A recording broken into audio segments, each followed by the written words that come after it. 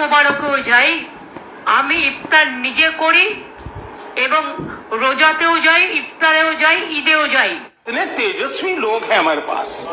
আমি ঈদ মোবারকেও যাই, আমি ইফতার নিজে করি এবং রোজাতেও যাই, ইফতারেও যাই, ঈদেও যাই। বলেন কি? না, আমাদের মাননীয় মাসি পিসি দিদি যে যাই বলুন না কেন, তিনি ঈদেও যায়, রোজাতেও যায়, ইফতারেও যায়, শুধু মহাকুম্ভে যায় না, কারণ ওটা নাকি মৃত্যু কুম্ভ। সুতরাং পুজো পার্বণ আমাকে শিখিয়ে লাভ নেই। মহাকুম্ভ আমি নাইবা বললাম, ওটা এখন মৃত্যু কুম্ভ হয়ে গেছে। আমি ইফতার নিজে করি এবং রোজাতেও যাই, ইফতারেও যাই, ঈদে। পিসির মহাকুম্ভে এলার্জি, রমজান, ইফতার আর ঈদে এনার্জি পাই। জয় বাংলা।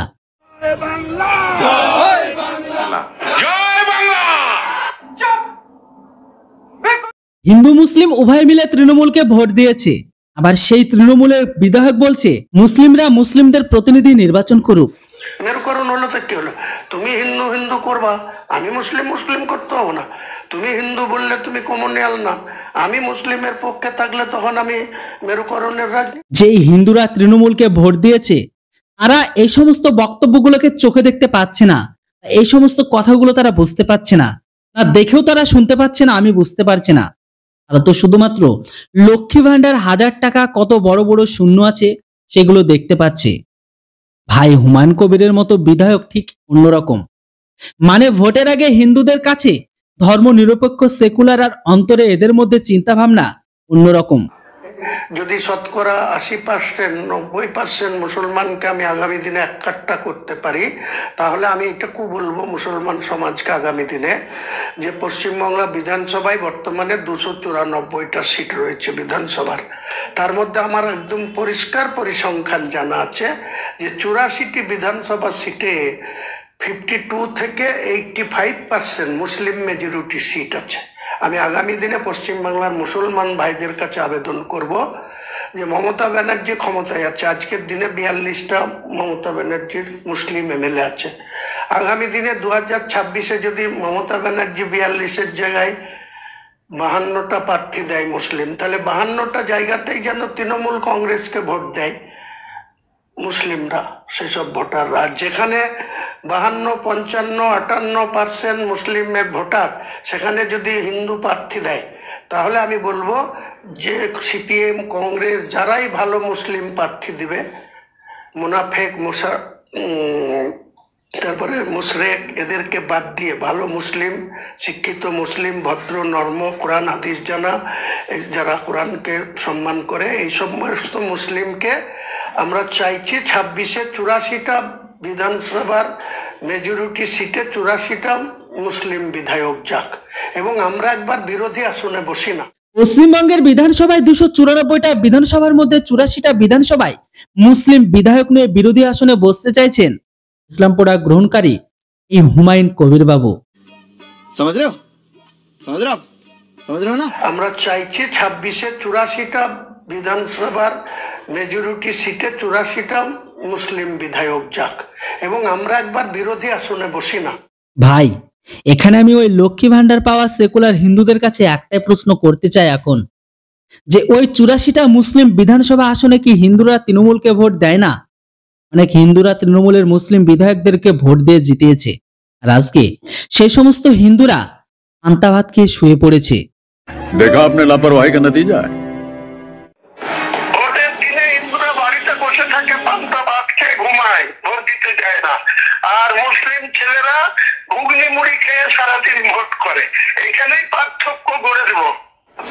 ভোটের দিনে হিন্দুরা বাড়িতে বসে থাকে, পান্তা ভাত খেয়ে ঘুমায়, ভোট দিতে যায় না। আর মুসলিম ছেলেরা ঘুগনি মুড়ি খেয়ে সারাদিন ভোট করে। এখানেই পার্থক্য। 210টা হিন্দুদের আসন, আজকে মমতা ব্যানার্জি বড় হিন্দু না শুভেন্দু অধিকারী বড় হিন্দু, তাদের ভিতরে 210 আসনের লড়াই হোক, হিন্দুরা হিন্দুদের নির্বাচিত করুক, মুসলিমরা মুসলিমদের নির্বাচিত করুক, এবং শুভেন্দু বলছে যে হ্যাঁ করুক, হিন্দুদের বিধায়ক। তা হিন্দুদের বিধায়ক হোক, সে হিন্দুদের যদি 150 পৌঁছাতে পারে তাহলে সে মুখ্যমন্ত্রী হোক, আমাদের অসুবিধা আছে। আমরা 84 জন বিরোধী আসনে বসে। वाह क्या सीन है, वाह क्या सीन है। ইসলাম প্রোডাক্ট গ্রহণকারী হুমায়ুন বাবু হয়তো ভুলে গেছে ওনাকে অনেক হিন্দুরা ভোট দিয়ে জিতিয়েছে। সব থেকে বড় প্রশ্ন হচ্ছে ওরা ওদেরটা বুঝে নিয়েছে, আর যে সমস্ত হিন্দুরা ওনাদেরকে ভোট দিয়ে জিতেছে তারা দিদির দেওয়ায় ভাতায় মুখ গুজে আছে। সবকিছু দেখেও না দেখতে পাওয়ার ভান করছে, সবকিছু শুনেও না শোনার ভান করছে। বিজেপির নেতাদের উস্কানিতে শুভেন্দু এখানে হিন্দু হিন্দু করছে। সে বলছে আমি হিন্দুদের ভোটে এমএলএ।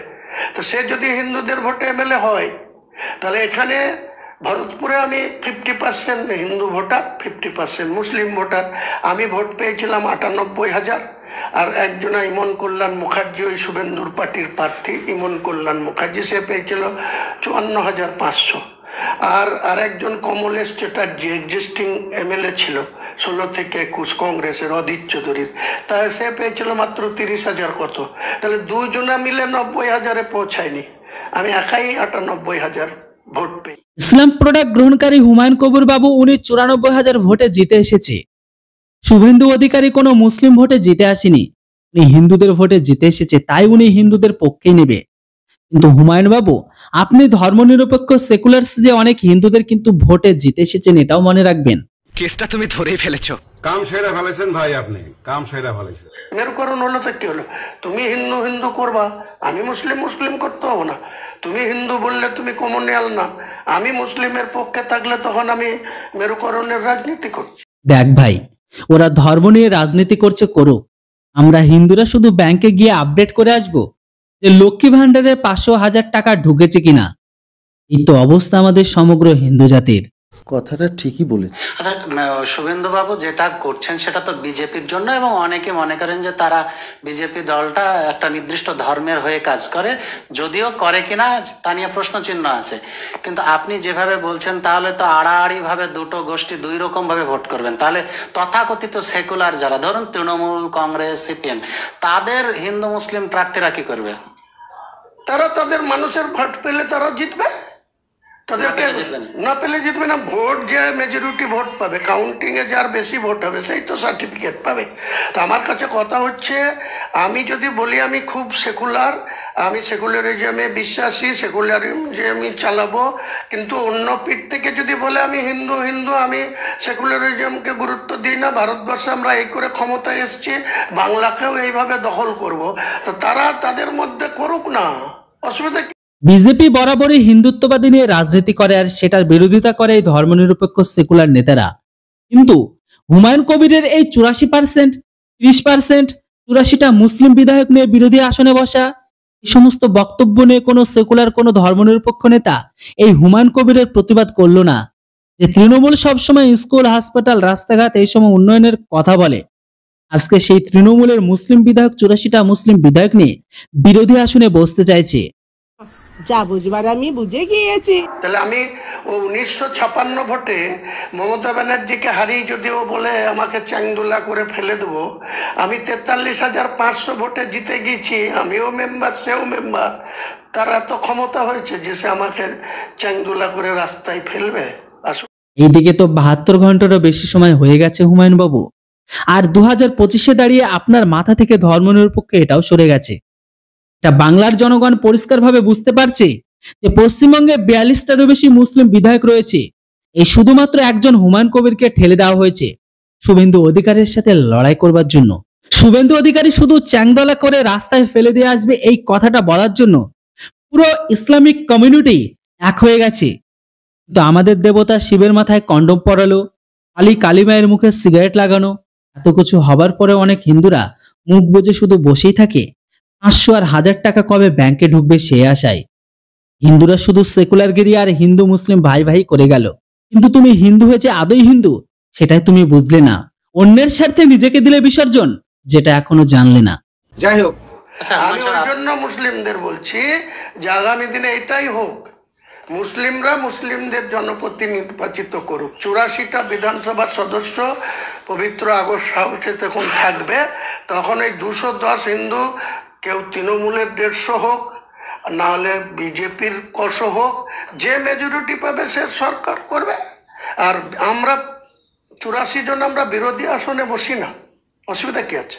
এই যে তেজপাতা মন্ত্রী করেছে, তাদের কি ভ্যালু আছে, কি গুরুত্ব আছে? তাদের মন্ত্রিত্বে না থেকে 84 জন বিধায়ক যদি আমরা বিরোধী আসনের সিটে বসি, তাহলে শাসক দল বিরোধীদের সঙ্গে কম্প্রোমাইজ করতে এবং উন্নয়নের ক্ষেত্রে শেয়ার করতে বাধ্য হবে।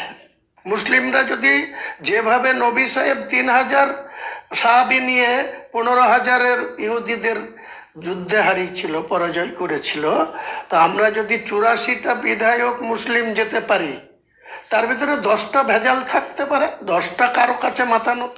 আফগানিস্তানের হিন্দুরা পালিয়ে আসলো ভারতে, পাকিস্তানের হিন্দুরা পালিয়ে আসলো ভারতে, বাংলাদেশের হিন্দুরাও পালিয়ে আসছে ভারতে। ভারতের হিন্দুরা পালিয়ে আসবে কোথায় যাবে? মোটামুটি যে সমস্ত দেশ থেকে ইসলাম প্রোডাক্ট গ্রহণকারী হিন্দুদের তাড়িয়ে দিচ্ছে, তারা মোটামুটি সকলে ভারতে আসছে আশ্রয়ের জন্য। কিন্তু প্রশ্ন হলো, ভারত থেকে যদি হিন্দুদের চলে যেতে হয়, তাহলে কোথায় যাবি? প্রশ্নটা একবার নিজেকে করে দেখো। নিজের ধর্মের থেকে বড় কিছু নয়, ধর্মকে বাঁচানোর থেকে লড়াই বড় কিছু হতেই পারে না। হিন্দু হিন্দু ভাই হয় এই শুধু কথাটা নয়, কাজেও চাই। একজন অনেস্ট হিন্দু হয়ে থাকলে আর সনাতন ধর্মীয় ব্যক্তি হয়ে থাকলে অবশ্যই ভিডিওটিকে লাইক করে একটা কমেন্ট করে চ্যানেলটিতে নতুন হলে অবশ্যই সাবস্ক্রাইব করুন। আবারও কথা হবে নতুন একটি ভিডিও নিয়ে। ততক্ষণ ভালো থাকবেন, সুস্থ থাকবেন। Thanks for watching. জয় হিন্দ, বন্দে মাতরম।